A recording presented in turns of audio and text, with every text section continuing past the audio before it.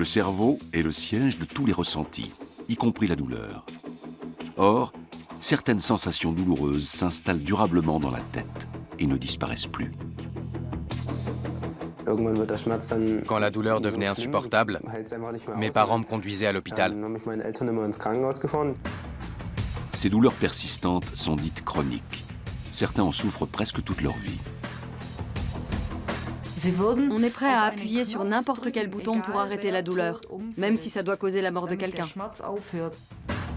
Mais les douleurs chroniques ne passent pas. Pourquoi? Et comment en venir à bout? Les chercheurs s'interrogent. La douleur résulte d'un apprentissage. On voit une image. Plus on la voit, plus le cerveau s'en imprègne. Il faut désapprendre la douleur. Mais comment? La plupart des médecins ne savent pas. Résultat, la sensation douloureuse persiste.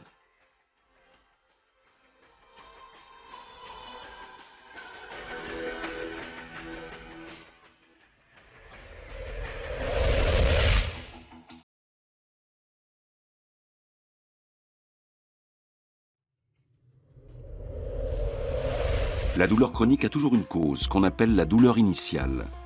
C'est vrai chez les adultes comme chez les enfants. Moritz Meissner et ses parents vivent en Saxe. Moritz souffre de maux de tête violents depuis l'âge de 12 ans.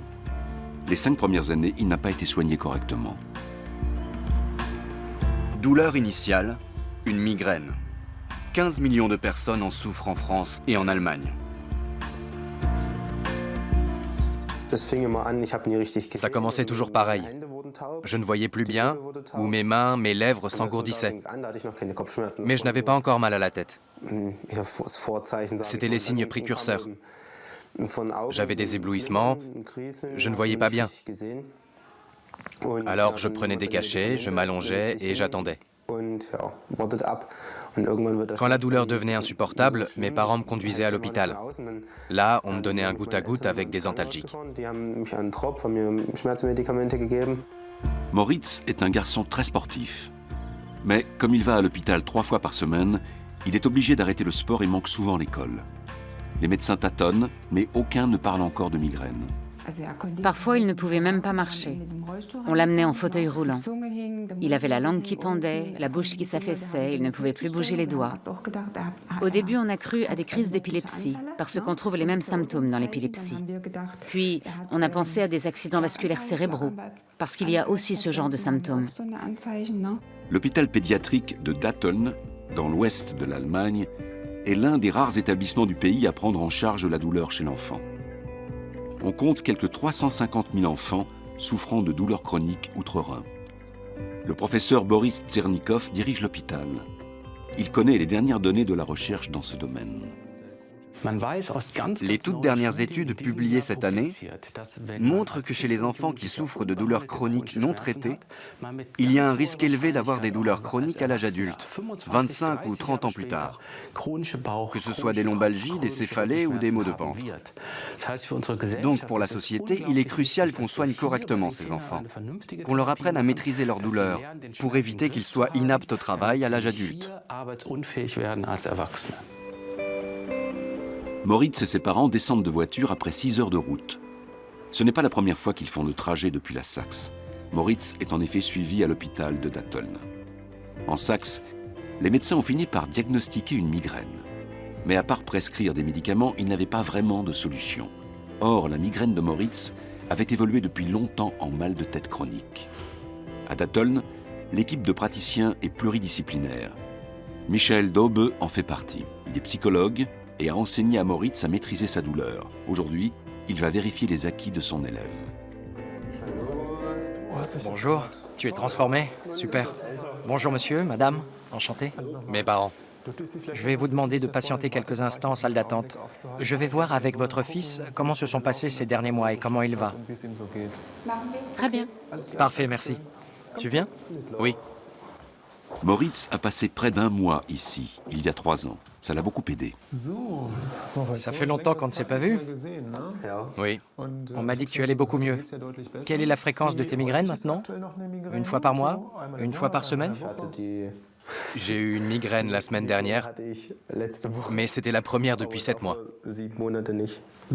7 mois de pause? C'est génial. J'en suis très fier. L'hôpital de Datteln a réalisé un film pour expliquer aux enfants comment une douleur aiguë se transforme en douleur chronique. La douleur aiguë est celle qui fait le plus mal au début. Mais quand la blessure guérit, elle diminue et finit par disparaître complètement. La douleur aiguë joue un rôle très important. Elle sert de signal d'alarme. Elle dit « Attention, tu as marché sur un bout de verre. Si tu continues à marcher, ta plaie va se salir et s'infecter. Il vaut mieux que tu ne poses plus le pied par terre. » L'autre douleur s'appelle la douleur chronique et elle est très compliquée.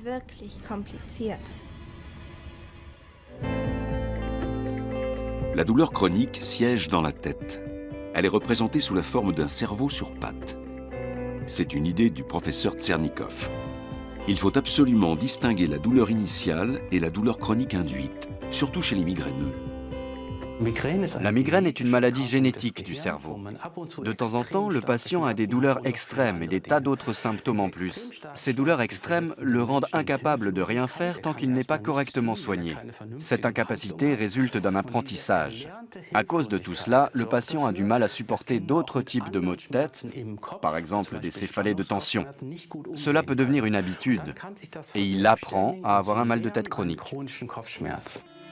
Les migraines peuvent provoquer des maux de tête chroniques. Les parents de Moritz l'ont appris à Datteln, après avoir passé des heures dans d'innombrables salles d'attente. Chaque consultation représentait un espoir, mais elle créait aussi d'autres problèmes. Prendre des médicaments tout le temps, ça fait des dégâts. Des dégâts physiques et psychologiques. Ça abîme. Pendant des années, on l'a gavé de médicaments. Ce n'était pas facile. À la fin, on ne savait plus quoi faire. En désespoir de cause, ils décident de tenter leur chance en dehors de la médecine classique et consultent une guérisseuse berlinoise travaillant sur l'énergie et l'aura.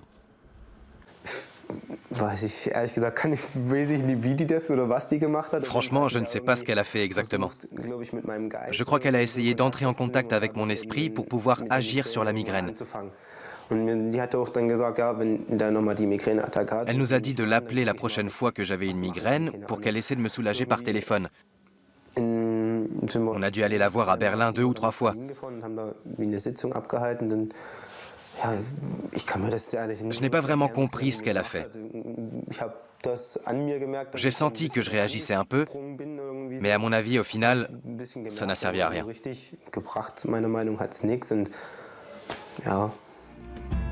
La guérisseuse leur ayant proposé d'appeler en cas de crise aiguë pour une séance téléphonique.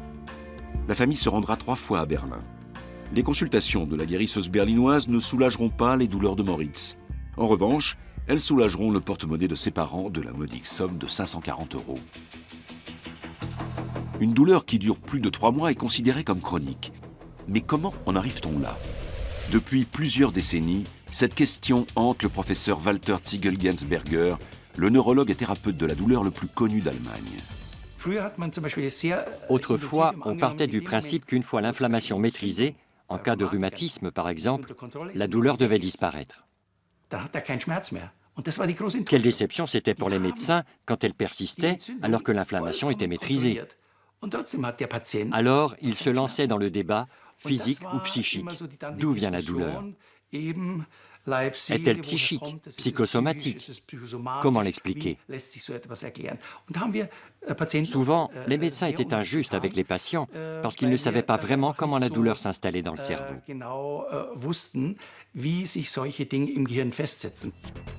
On s'intéresse à la douleur depuis quelques décennies seulement. On sait maintenant qu'elle altère le cerveau.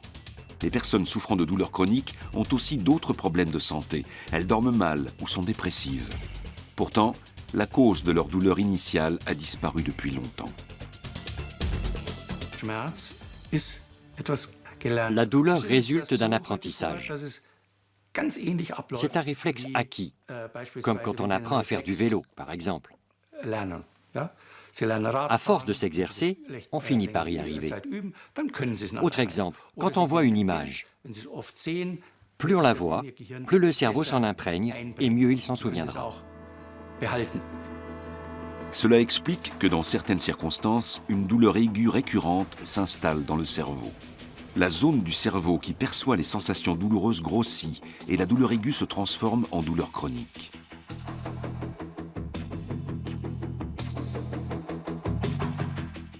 Walter Ziegel-Gensberger participe régulièrement à des réunions publiques d'information sur la douleur qui attirent des centaines de malades.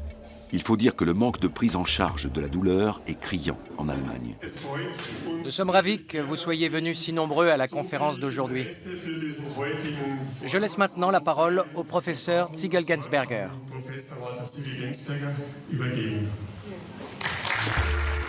En Allemagne, on compte seulement 900 médecins avec une qualification complémentaire de thérapeute de la douleur pour plus de 10 millions de malades. La pénurie est d'autant plus sévère que les personnes souffrant de douleurs chroniques sont difficiles à traiter car elles ne rentrent dans aucun schéma diagnostique. Le professeur Ziegel-Gensberger écoute donc plus qu'il ne parle ici en Bavière comme ailleurs. C'est souvent la première occasion depuis longtemps qu'ont ces gens de raconter leur calvaire à un médecin. La douleur, ça ne se mesure pas. Alors comment je peux prouver à quelqu'un que j'ai des douleurs puisque ça ne se voit pas? Les médecins n'aiment pas ce type de patient. Cette réaction est typique. Vous n'imaginez pas ce qu'un malade souffrant de douleurs chroniques représente pour un médecin.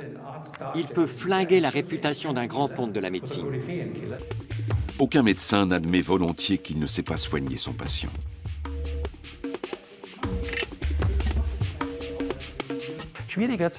Ça se complique quand le patient parle de douleurs diffuses qui vont et viennent.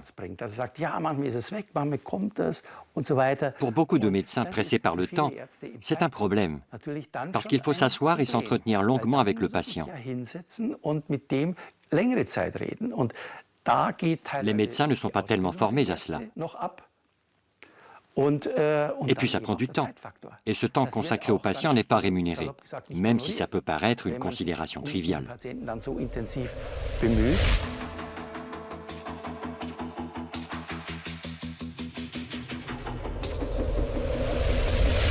Voici la maison de Sandra Keipel, à Sindelfingen, dans le sud-ouest de l'Allemagne. Cette femme souffre de douleurs depuis plus de 10 ans. Elle se déplace en roulant sur un sol lisse, parce qu'elle souffre d'une maladie neurologique rare. Elle ne peut pas poser la jambe gauche, qui est très douloureuse. Douleur initiale, une névralgie. 5 millions de personnes souffrent de douleurs chroniques intenses en France et en Allemagne. Non seulement ma jambe ne fonctionne plus du tout, je ne peux plus m'en servir, mais en plus elle me fait mal. Et puis les béquilles mobilisent mes mains. En plus, comme ma jambe est douloureuse, il faut que je la mette en hauteur et que je la tienne au chaud. C'est presque pire que d'avoir une jambe en moins. Sandra utilise une vingtaine de bouillottes par jour pour stimuler la circulation sanguine de sa jambe malade. Depuis qu'elle a subi une opération de l'articulation du pied, la douleur post-opératoire persiste. On a diagnostiqué une maladie neurologique rare appelée le syndrome douloureux régional complexe, ou SDRC, qui se caractérise par des douleurs intenses. J'ai toujours dit que je voulais garder ma jambe, même si cela implique beaucoup de soins. L'amputation était envisageable? Oui, dès le début. Beaucoup de malades atteints de ce syndrome font ce choix parce qu'ils pensent que les douleurs infernales arrêteront. Les douleurs sont telles qu'on se pose effectivement la question. Mais c'est un faux choix. Parce qu'une fois que les douleurs sont devenues chroniques, elles restent. Ça devient des douleurs fantômes. Même si j'avais renoncé à ma jambe, j'aurais quand même des douleurs. Sandra travaillait autrefois dans la banque. Elle est maintenant en invalidité. Mais elle n'a jamais jeté l'éponge. Elle s'est adaptée à une vie de douleur.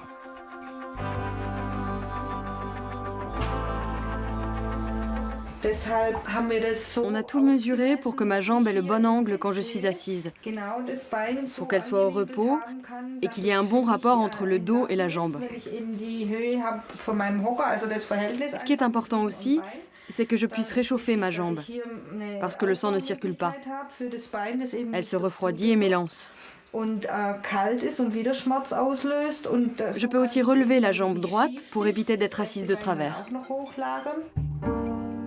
Sandra prend des médicaments puissants pour endormir la douleur. Ils lui sont prescrits par un grand spécialiste. Francfort accueille le congrès annuel des thérapeutes allemands de la douleur. Anesthésistes, orthopédistes ou psychologues ont chacun leur approche de la douleur chronique. Le professeur Ziegel-Gensberger, neurologue et pharmacologue, participe au congrès.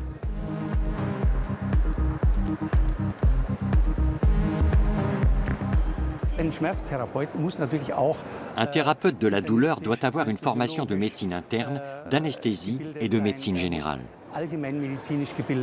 Il doit comprendre le patient dans sa globalité. Sinon, s'il ne soigne que le dos, par exemple, ça marche moins bien. Il doit soigner la personne qui a mal au dos, pas juste un dos. C'est capital. En Allemagne, on compte un médecin de la douleur pour 1000 patients. C'est très insuffisant, d'après le docteur Müller-Schweffe. Le système est organisé autour de spécialités médicales. Or, le traitement de la douleur n'en est pas une. Donc les besoins en traitement de la douleur ne sont pas pris en compte en Allemagne. Rien n'est garanti, c'est par hasard que les patients trouvent un médecin qualifié. Ceux qui partent ne sont pas remplacés, c'est une catastrophe. Le docteur Müller-Schweffe exerce à Göppingen, dans le sud-ouest de l'Allemagne. Les personnes souffrant de douleurs chroniques passent en moyenne 5 ans à chercher un médecin compétent. Sandra Keipel, qui souffre du SDRC, est suivie par le docteur Müller-Schweffe depuis 14 ans. Bonjour docteur. Comment allez-vous? Bien mieux que la dernière fois. Vous vous en sortez mieux? Oui, nettement mieux. Asseyez-vous ici, on sera mieux pour parler. Le docteur Müller-Schweffe reçoit ses patients dans une salle de 10 mètres carrés. Son centre antidouleur en compte 23. Aucun médecin du centre ne reçoit ses patients derrière un bureau. Ici, on privilégie une écoute intimiste. Il est essentiel de commencer par écouter attentivement toute l'histoire du patient. Les patients peuvent donner de très bonnes indications sur ce qui s'est passé, sur les conséquences de la douleur qu'ils ressentent, sur ce qui diminue leur qualité de vie, ce qui est lié à une angoisse ou à une dépression, et sur les handicaps dont ils souffrent dans la vie quotidienne. C'est tout cela qui donne un tableau complet, pas seulement la localisation et l'intensité de la douleur. En Allemagne, un médecin parle en moyenne 7 minutes et demie avec ses patients. Gerhard Müller-Schweffe leur consacre près d'1 heure. Je me suis cogné méchamment la cheville gauche sur le fauteuil roulant. Et depuis, j'ai nettement plus mal à ma jambe malade. Regardez cette jambe de cycliste. Le docteur Müller-Schweffe est médecin généraliste et anesthésiste. Avec Sandra Keipel, il emploie aussi des méthodes de masseur-kinésithérapeute. Ce qui compte aussi beaucoup pour Sandra, c'est qu'il la croit et comprend sa situation. Des douleurs chroniques comme ça, c'est épuisant. Et ça fait perdre beaucoup de temps. Et en plus, il faudrait que j'ai l'énergie d'être compréhensive envers ceux qui ont du mal à gérer ma maladie. Tu as réfléchi 2 minutes à ce que ça implique pour nous, ta maladie ? Mon frère m'a dit ça un jour. J'ai été obligée de répondre « Je suis désolée, mais la force me manque. Je ne peux pas gérer cela en plus. » Une patiente comme Sandra ne retrouvera jamais une vie sans douleur. C'est encore un élément dont le médecin doit tenir compte. Le but n'est pas simplement de diminuer l'intensité de la douleur, c'est de permettre au patient de retrouver une vie, de participer à la vie de son entourage, de vivre en couple, de faire de nouveau des expériences au-delà de son corps douloureux. C'est l'objectif principal de la prise en charge médicale de la douleur. Bernburg, dans le nord-est de l'Allemagne. Trouver le bon médecin est vital. Uta Obst le sait bien, elle aussi. Elle souffre de lombalgie depuis 16 ans. Douleur initiale, une hernie discale. 25 millions de personnes souffrent de douleurs lombaires chroniques en France et en Allemagne. D'un côté, je suis contente que ça ne se voit pas. C'est très important pour moi en tant que femme. D'un autre côté, j'aimerais bien parfois avoir une bosse là, pour pouvoir dire « voilà ma douleur ». Parce que la douleur n'est pas visible. C'est difficile de la faire comprendre aux autres. C'est pour ça qu'il est très important que le médecin comprenne et qu'il ait une idée de ce que sont les douleurs chroniques. Uta était mère célibataire. Elle travaillait. C'était une jeune femme très active qui adorait le ski. Puis, elle a eu une hernie discale après un accident de la route dont elle n'était pas responsable. Les douleurs ont persisté. Elles ont transformé sa vie. Ceux qui n'ont aucune douleur, qui sont au degré zéro de la douleur, ne peuvent pas comprendre.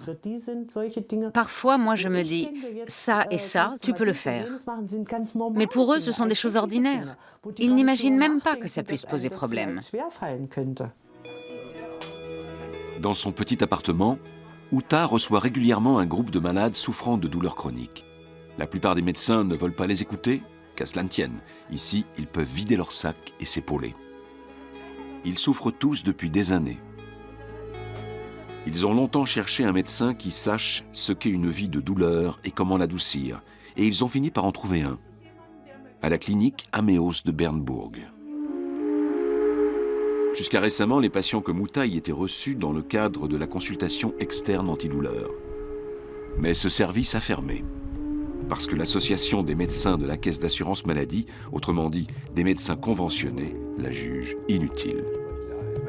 Or, ce n'est qu'avec son autorisation que le docteur Ralf Rewinkel, qui dirigeait le service, et Thorsten Jores, le directeur de la clinique, peuvent continuer.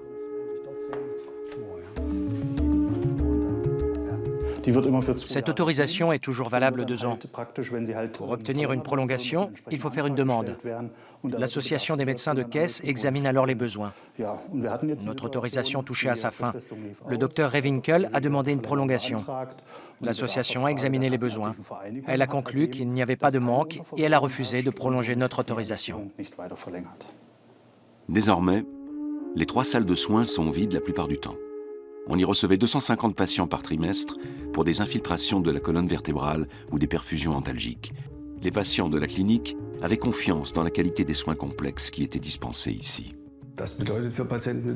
Les patients souffrant de douleurs aiguës doivent maintenant chercher à obtenir un rendez-vous rapide chez un autre thérapeute de la douleur, qui pour cela va devoir reporter le rendez-vous d'un autre patient. Ça provoque des réactions en cascade. Et il y aura forcément un retard dans la prise en charge d'un patient, à un moment ou à un autre. Dans le groupe de parole d'Uta, tous étaient suivis régulièrement par le docteur Rewinkel. Les voilà obligés de se trouver un nouveau médecin. Elke Schmidt a appelé tous les praticiens de la liste fournie par l'association des médecins de caisse. J'ai appelé tous les médecins, les uns après les autres. Ils m'ont tous dit « Désolé, restez chez votre médecin habituel. Mais il va fermer en octobre. Où est-ce que j'irai après ?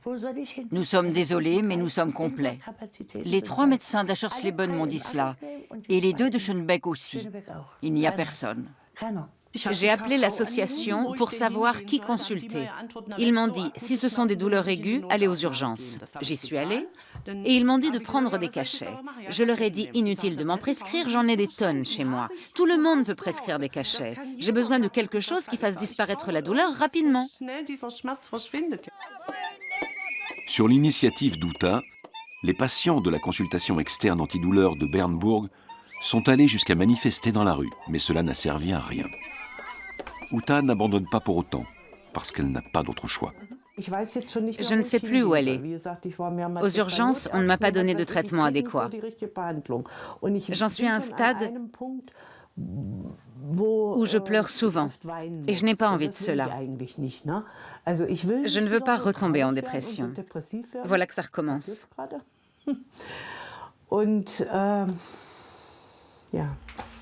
Il n'y a pas d'issue. Exactement, il n'y a pas d'issue. Peu de médecins savent administrer les calmants qui soulagent les douleurs aiguës. Le docteur Rewinkel, anesthésiste et thérapeute de la douleur, est l'un d'eux. Il espère que l'association des médecins de caisse changera d'avis. L'avenir de la consultation externe antidouleur de notre clinique dépend de l'association des médecins de caisse, qui peut encore réviser la décision qu'elle a prise sur la foi d'une seule étude. Nous essayons évidemment de mettre en évidence le besoin, qui est incontestable, dans l'espoir qu'il soit pris en considération. Nous sommes dans la situation exceptionnelle, il me semble, où des patients sont descendus dans la rue pour réclamer le maintien de la consultation. On n'avait encore jamais vu ça, à ma connaissance. Nous espérons donc que dans l'intérêt des patients, les autorités décideront de maintenir ce service. Aux Journées de la douleur de Francfort, les spécialistes débattent des moyens d'améliorer la prise en charge des malades. Pour augmenter le nombre de praticiens qualifiés et permettre ainsi aux malades de trouver plus vite un thérapeute et de le garder, il faudrait inciter les médecins à se former.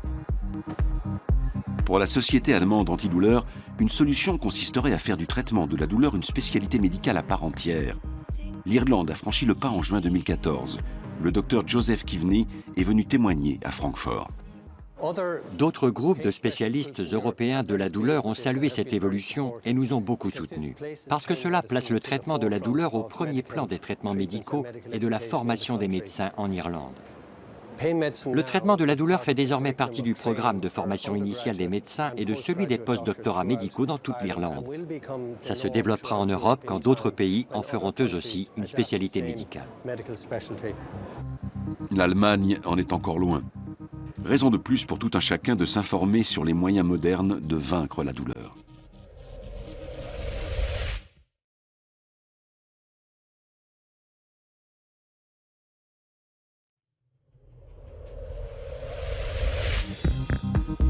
Retour au centre antidouleur de Göppingen, où Sandra est reçue par le docteur Müller-Schweife.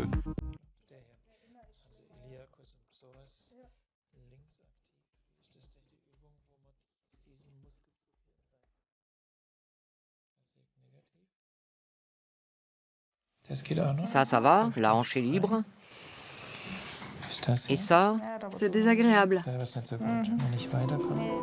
Pour combattre la douleur, le thérapeute parle, fait des piqûres et de l'acupuncture.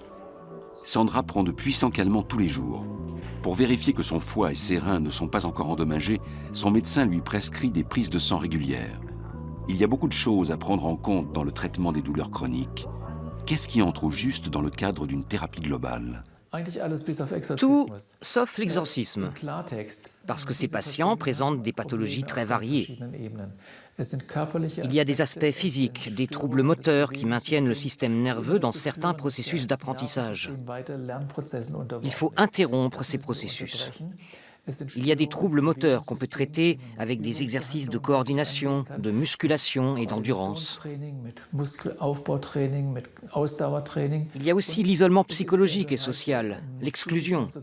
Ce sont les conséquences de la douleur sur le psychisme. Les gens qui ont des douleurs en permanence ne sont pas gais. Ils sont abattus, ils sont de mauvaise compagnie. Personne n'a envie de les fréquenter. Cela se répercute sur le ressenti de la douleur. Les aspects psychologiques et sociaux sont fondamentaux. L'ensemble nécessite une thérapie multimodale. Sandra est rentrée chez elle, à Sindelfingen. Une thérapie multimodale, c'est une thérapie qui agit sur différents modes, différents plans. Par exemple, sur le plan moteur. Sandra se prépare à faire une promenade avec sa chienne. Elle est aidée par son mari. Chez eux, il n'y a guère de place pour la spontanéité.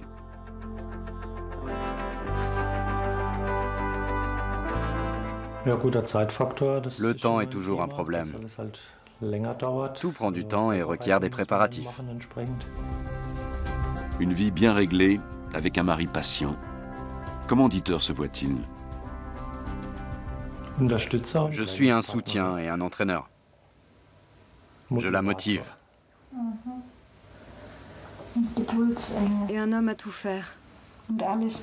Un optimiste qui voit toujours les choses sous l'angle positif.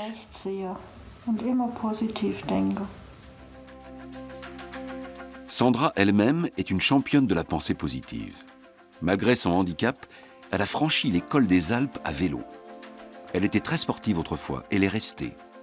Elle s'entraîne tous les jours, musculation et endurance. Avant de souffrir de douleurs chroniques, elle faisait du cyclisme et elle a continué. Elle traîne sa jambe gauche malade avec elle dans la vie, ainsi que sa douleur. C'est un défi de tous les jours. Je suis clipsée avec la chaussure droite et je tire tout ce que la jambe gauche ne peut pas faire. Au début, ce n'a pas été facile d'apprendre cette technique. Mais soit dit entre nous, c'est comme tous les sports. Il faut s'exercer longtemps. On ne passe pas de 0 à 100 comme ça. Le sport soulage la douleur. Un corps mobile et bien entraîné est moins douloureux. Et on évite ainsi de prendre de mauvaises positions qui diffuseront la douleur. À Datteln, on emploie les thérapies multimodales pour éviter aux enfants une vie de douleur. Exemple avec Moritz. Migraineux à l'âge de 12 ans, il a rapidement souffert de douleurs chroniques. Ça a été une catastrophe pour ce garçon passionné de football. D'autant qu'il ne trouvait pas de médecin compétent près de chez lui. À l'âge de 17 ans, il a bénéficié d'une thérapie intensive à Datteln. Il y avait du sport au programme. Mais ce qui l'a aidé le plus, c'était l'entraînement mental. Il a appris des stratégies psychologiques pour déjouer la douleur. Par exemple, l'ABC de la distraction. Quelles sont les techniques de distraction que tu utilises facilement? Ce qui est simple pour moi, c'est de prendre le foot, parce que j'adore ça. A comme David Alaba, B Comme Bastian Schweinsteiger? exact, c'est mon joueur préféré, et etc. C'est très facile pour moi. J'avais oublié que tu étais fan du Bayern. J'aime bien aussi Dortmund. À la fin, je prends des fruits ou des plantes. Avant mon séjour ici, je ne savais pas comment me distraire de la douleur comme on vient de le faire. Je m'allongeais et je me concentrais sur le mal de tête. Alors évidemment, ça ne pouvait pas aller. Maintenant, je sais qu'il ne faut pas s'allonger. Non, surtout pas. Se concentrer, c'est important. Mais surtout pas sur la douleur. Tout est lié. Moritz l'a appris au cours des séances de biofeedback avec Jürgen Bellert. Le capteur mesure différentes valeurs.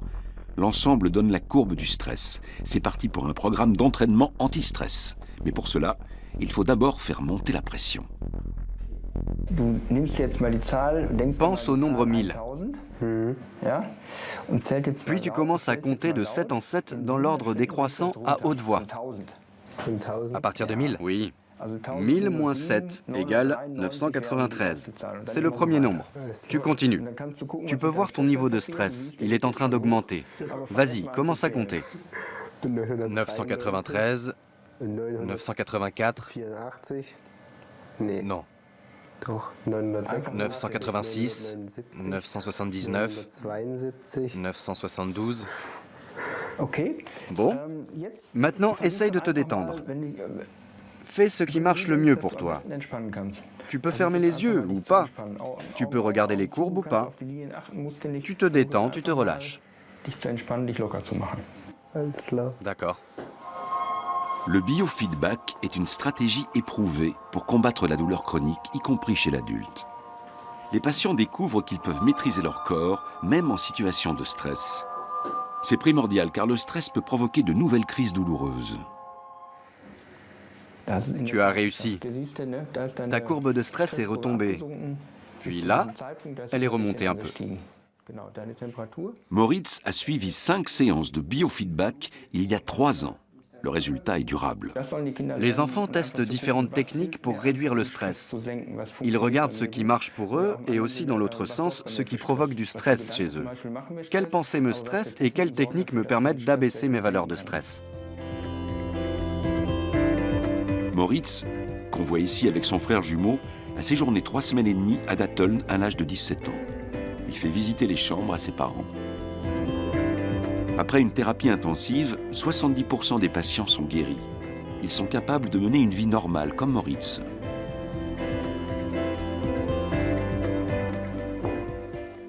Je dirais que j'ai appris pas mal de choses sur mon point de douleur. J'ai appris à gérer la douleur. J'y arrive bien dans ma vie quotidienne en ce moment. Moritz a surmonté son mal de tête chronique. Et pour ce qui est des crises aiguës de migraine, il a toujours un cachet sur lui, au cas où. Trouver la bonne thérapie contre la douleur. Dans ce domaine, la France a une longueur d'avance sur l'Allemagne. Des deux côtés du Rhin, on utilise des thérapies multimodales qui associent traitement médicamenteux et rééducation motrice. Mais dans l'Hexagone, la douleur est au programme des études de médecine depuis 1998. En Allemagne, elle le sera à partir de 2016. L'hôpital Saint-Antoine à Paris abrite un grand centre national antidouleur. Le docteur Françoise Laroche est rhumatologue et spécialiste de la douleur. Elle dirige une formation à destination du personnel de santé. D'après elle, l'enseignement de la douleur en faculté de médecine a eu des effets très bénéfiques. Alors ça a beaucoup changé les soins. En effet, auparavant, avant qu'il y ait une formation spécifique sur la douleur, la douleur était prise en charge dans différents modules, par exemple de spécialisation, rhumatologie, neurologie. Et les médecins n'étaient pas spécialistes de ça. Maintenant qu'il y a cette formation, on voit les changements dans les services hospitaliers, chez les internes, par exemple, les jeunes médecins. Tout de suite, ils savent évaluer la douleur, penser à la douleur devant un patient qui ne se sent pas bien et proposer des traitements. Que ce soit en France ou en Allemagne, toutes les thérapies multimodales ont un point commun. Elles soignent le mental. C'est indispensable chez les personnes souffrant de douleurs chroniques.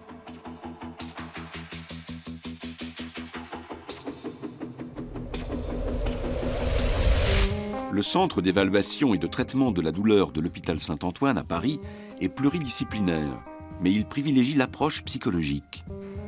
Le docteur Laroche reçoit une patiente qu'elle suit depuis longtemps. Cécile Favret souffre de rhumatisme sévère depuis qu'elle a eu un cancer. Les rhumatismes sont une cause fréquente de douleurs chroniques.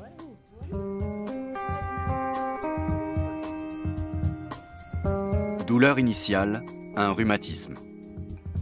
Environ 16 millions de personnes en souffrent en France et en Allemagne. Cécile Favret consulte le docteur Laroche depuis 7 ans. Elle a suivi toutes ses recommandations, sauf une. Donc elle m'a proposé différentes solutions. Donc effectivement, voir un orthopédiste, réadapter des semelles, prendre une béquille, adapter un traitement. Ok, tout ça, j'étais d'accord. Le fait de... J'ai accepté, j'ai suivi ce qu'elle m'a proposé. Il y a des choses auxquelles j'ai dit non, dont le suivi psychologique. Ça, c'était non d'office. Le docteur Laroche a continué de prescrire des traitements classiques à Cécile Favret. Mais les résultats restaient modestes, jusqu'à ce que la patiente accepte de rencontrer un psychologue. C'est un lieu vraiment privilégié, où là je peux exprimer mes craintes, mes peurs, ma colère, enfin tout ce qui peut sortir. En même temps, ça se passera entre elle et moi. Et puis essayer de comprendre, de gérer ma douleur, essayer voilà, si au niveau état émotionnel ça va pas, il y a un retentissement sur les douleurs, donc au niveau du corps. Donc le corps parle, tout simplement apprendre à écouter son corps. Donc il faut traduire les mots du corps. Ça c'était un travail, c'est un apprentissage. Hein, donc ça fait quelques années que j'apprends et encore. Cécile Favret a beaucoup de chance. Elle est suivie par le même médecin depuis des années et bénéficie d'une thérapie multimodale. Autrefois, elle était en fauteuil roulant. Aujourd'hui, elle a repris son activité d'orthophoniste à mi-temps. C'est une grande victoire pour elle comme pour son médecin. Alors malheureusement, le délai d'attente est un peu long. C'est 4 à 6 mois. Alors maintenant, je dirais qu'il n'y en a jamais assez. Il n'y a jamais assez de médecins pour soigner les patients douloureux. Nous, on le voit bien avec les délais d'attente qu'on a dans nos centres, que ce soit à Paris ou en dehors de Paris. Donc il en faudrait plus et il faut vraiment insister sur l'enseignement des jeunes. Les temps d'attente sont longs. Or, les malades ont besoin d'une prise en charge rapide et continue. Justement parce que la composante psychologique est importante. D'ailleurs, qu'est-ce qui explique le rôle central du psychisme ? Sébastien Baumann a eu des lombalgies intenses à l'âge de 21 ans. La cause a été vite établie. Douleur initiale, une hernie discale. Environ 3,5 millions de personnes entre 18 et 30 ans souffrent de douleurs lombaires chroniques en Allemagne et en France. L'idée de garder une douleur toute sa vie est très angoissante.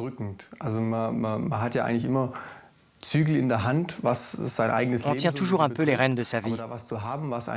Mais avoir une douleur qui pourrait ne plus jamais vous lâcher, sans qu'on puisse la supprimer, ça fiche un coup au moral.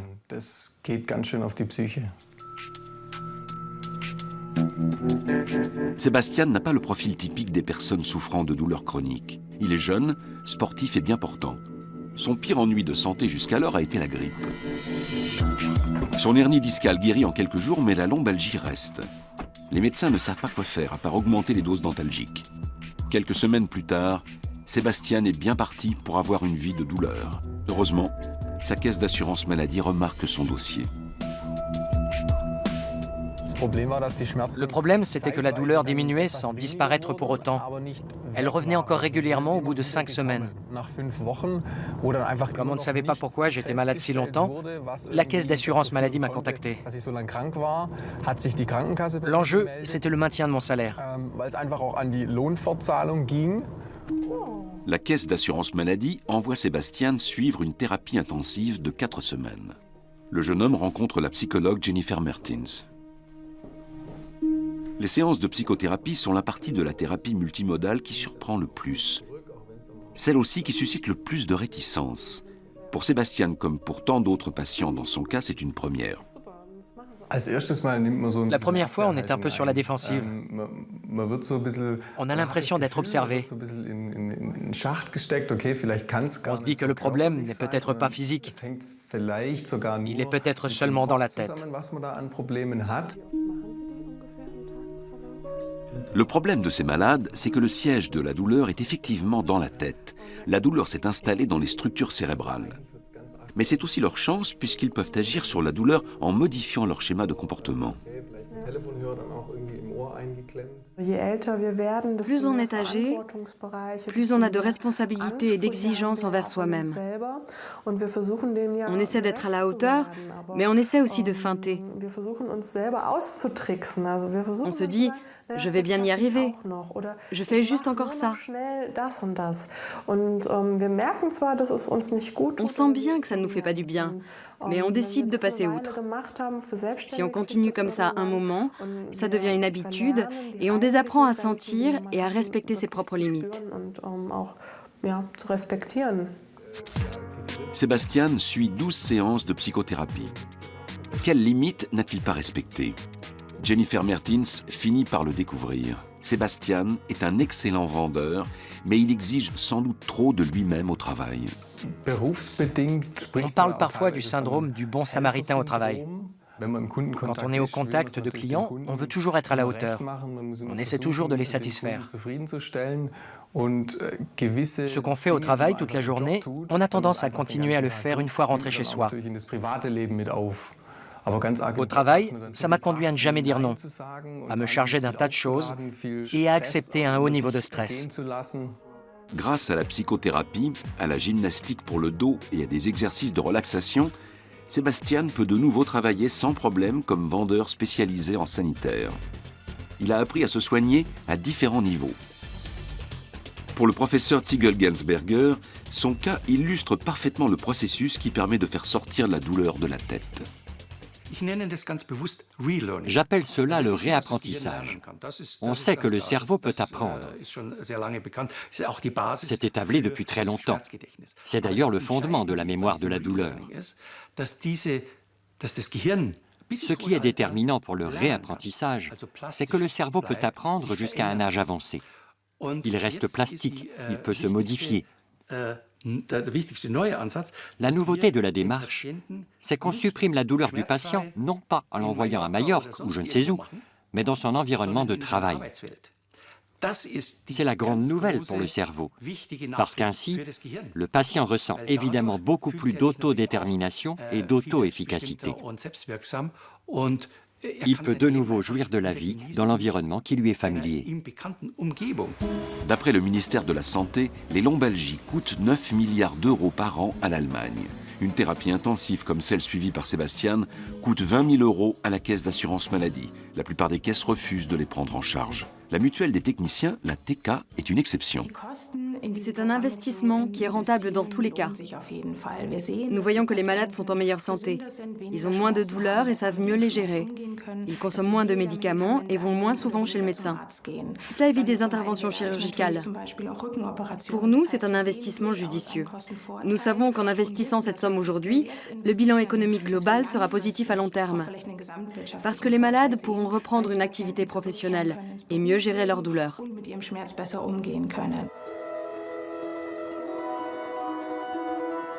Quels assurés ont droit à une thérapie intensive?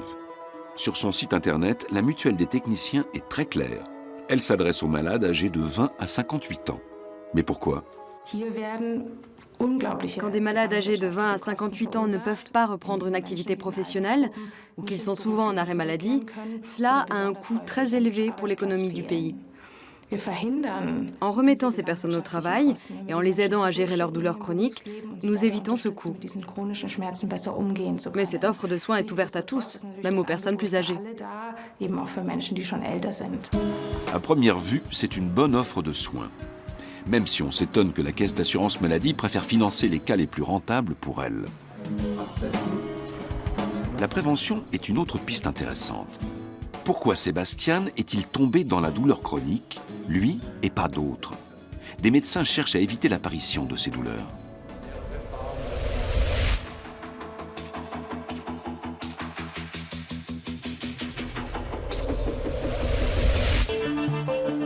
Faire cesser les douleurs avant qu'elles ne deviennent chroniques, c'est le défi que tente de relever l'hôpital universitaire d'Iéna, spécialisé en gynécologie et obstétrique. Maren ne souffre pas de douleurs chroniques et tout est fait pour que cela reste ainsi. 12 heures après avoir subi une cœlioscopie, elle remplit un questionnaire destiné à améliorer la prise en charge de la douleur. On lui demande d'évaluer l'intensité de ses sensations douloureuses sur une échelle de 1 à 10. C'est très bien qu'on puisse dire comment on se sent après l'opération. L'échelle de la douleur, c'est une excellente idée. Ce questionnaire s'inscrit dans un programme qui vise à l'amélioration de la qualité dans le traitement de la douleur post-opératoire. Ce programme a été conçu par le professeur Winfried Meissner, anesthésiste et thérapeute de la douleur. Les patients de différents hôpitaux sont interrogés juste après leur opération. Leurs réponses permettent de classer les hôpitaux. Les résultats en ont surpris plus d'un. La première fois que nous avons interrogé les patientes, nous avons été surpris. Le traitement de la douleur n'était vraiment pas très bon par rapport à d'autres hôpitaux allemands comparables. On se classait dans le dernier tiers. Ça nous a ouvert les yeux à tous, aux anesthésistes comme aux chirurgiens et au personnel soignant. On ne voulait pas trop le voir, mais là, c'était écrit noir sur blanc. Le professeur Meissner a lancé son premier questionnaire sur la douleur en 1998. Aujourd'hui, plus de 200 hôpitaux participent au programme.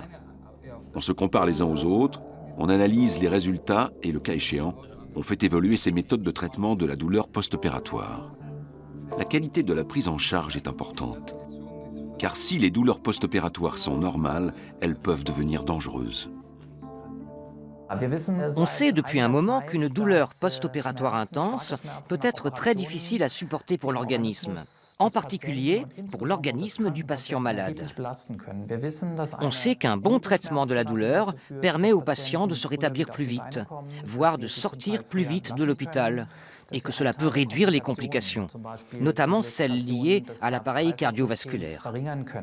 D'après des études très intéressantes, un bon traitement de la douleur aiguë permet sans doute aussi de réduire les douleurs chroniques après une opération. Maren reçoit la visite du professeur Ingo Runebaum, le médecin-chef du service de gynécologie obstétrique. Il l'interroge sur ses douleurs post-opératoires. Avez-vous eu une sensation douloureuse à votre réveil cette nuit? Des douleurs directes? Non. Au niveau de la plaie? Non, pas du tout. Le bon résultat est dû à une innovation. Les médecins d'Iéna ne pratiquent plus seulement une anesthésie générale. Ça peut paraître contradictoire à première vue, mais pratiquer une anesthésie locale en plus, au niveau de la plaie, a permis une grande avancée. En phase de réveil, l'anesthésie fait encore effet localement. C'est ça la ruse. Pratiquer une anesthésie supplémentaire au niveau de la plaie a permis à Jena de remonter dans le classement des hôpitaux. C'est un gain énorme pour les patients pour un coût modique. Une infiltration au bord de la plaie, ce n'est pas grand-chose. C'est une technique connue depuis des décennies. Ça ne prend que quelques minutes et ça coûte seulement quelques euros. La difficulté n'est pas tant le manque de médicaments ou de techniques, parce qu'en fait, il y a tout ce qu'il faut depuis des années. La difficulté, c'est plus de changer nos habitudes. On a toujours fait comme ça et personne ne s'en est jamais plaint. Cet argument, on le connaît tous. Je crois que les médecins ont tendance à évoluer seulement quand leurs patients ou eux-mêmes souffrent le martyre. La souffrance est particulièrement intense chez les personnes atteintes de douleurs chroniques. La meilleure thérapie combine 3 approches, motrices, psychologiques et médicamenteuses.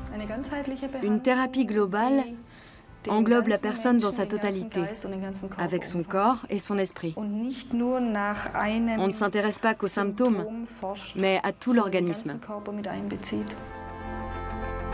Le meilleur thérapeute est celui qui connaît la douleur et épaule son patient.